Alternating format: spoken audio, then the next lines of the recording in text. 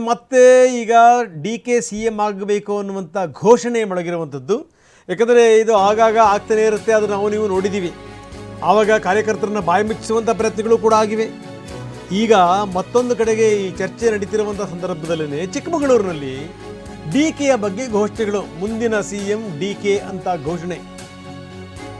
ಕಾರ್ಯಕರ್ತರು ಅದ್ಧೂರಿಯಾಗಿ ಸ್ವಾಗತ ಮಾಡಿದ್ದಾರೆ, ಜೈ ಜೈಕಾರ ಹಾಕಿದ್ದಾರೆ. ನಿನ್ನೆ ತಾನೇ ಡಿ ಕೆ ಶಿವಕುಮಾರ್ ಹೇಳಿದರು ಪವರು ಇಲ್ಲ, ಶೇರಿಂಗೂ ಇಲ್ಲ ಅಂತ. ಇವತ್ತು ಹೇಳಿದ್ದಾರೆ ಕೆಲಸ ನಂದು, ಫಲ ದೇವರಿಗೆ ಬಿಟ್ಟಿದ್ದು. ಇದು ಡಿ ಕೆ ಶಿವಕುಮಾರ್ ಹೇಳಿರುವಂಥ ಮಾತು.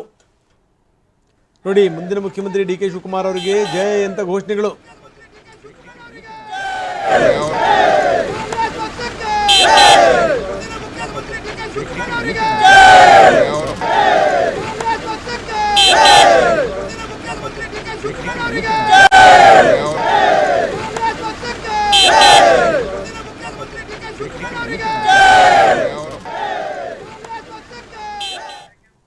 ನನಗೆ ಯಾರ ಬೆಂಬಲನೂ ಬೇಡ, ಯಾವ ಘೋಷಣೆನೂ ಬೇಡ, ಕೆಲಸ ನಂದು, ಕೊಡಬೇಕು ಅನ್ನುವಂಥ ಇಚ್ಛೆ ಭಗವಂತಂದು ಅಂತ ಹೇಳಿದ್ದಾರೆ ಡಿ ಕೆ.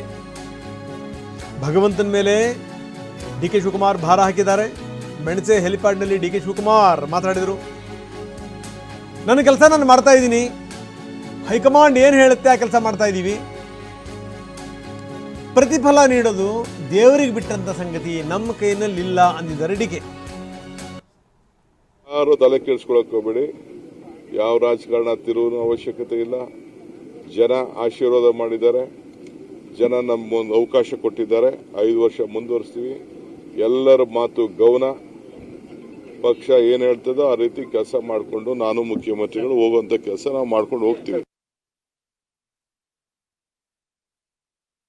ಬೇಡ, ನನಗೆ ಯಾರು ಒತ್ತಾಯ ಆಗೋದು ಬೇಡ, ನನಗೆ ಯಾರ ಬೆಂಬಲನೂ ಬೇಡ, ಯಾವ ಶಾಸಕರ ಬೆಂಬಲನೂ ನನಗೆ ಅವಶ್ಯಕತೆ ಇಲ್ಲ. ನಾನು ಉಂಟು, ಕಾಂಗ್ರೆಸ್ ಪಕ್ಷ ಉಂಟು. ಕಾಂಗ್ರೆಸ್ ಪಕ್ಷ ನಾಯಕರು ಏನು ಹೇಳ್ತಾರೆ ಆ ರೀತಿ ನಾನು ಕೆಲಸ ಮಾಡ್ಕೊಂಡು ಹೋಗ್ತೀನಿ.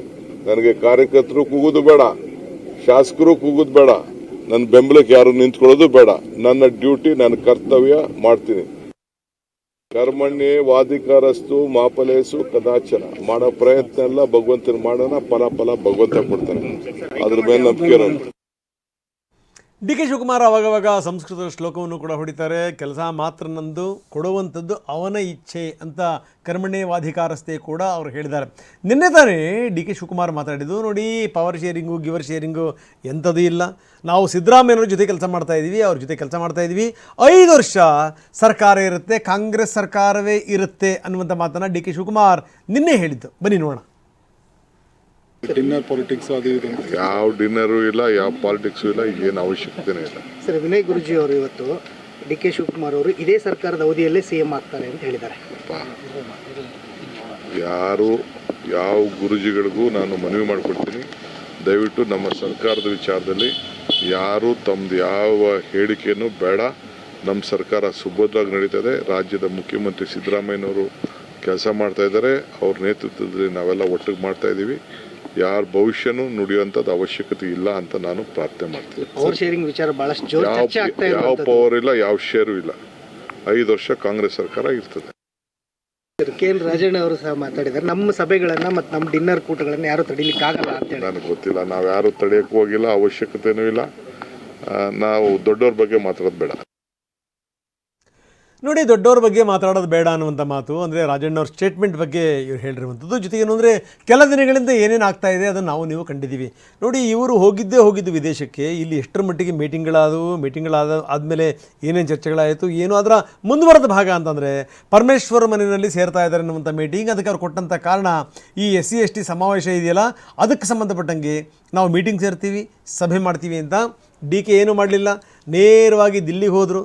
ದಿಲ್ಲಿಲಿ ಕೂತ್ಕೊಂಡ್ರು, ನಾಯಕರ ಜೊತೆಗೆ ಮಾತಾಡಿದ್ರು, ಅವರ ಮನವೊಲಿಸಿದರು, ಅವರಿಂದಲೇ ಅವ್ರಿಗೆ ಹೇಳಿಸಿದರು. ಅದಾದಮೇಲಿಂದ ಎಲ್ಲವೂ ಕೂಡ ಕ್ಲೋಸ್, ಅಂದರೆ ಯಾವ ಮೀಟಿಂಗ್ಗಳು ಕೂಡ ಇಲ್ಲ.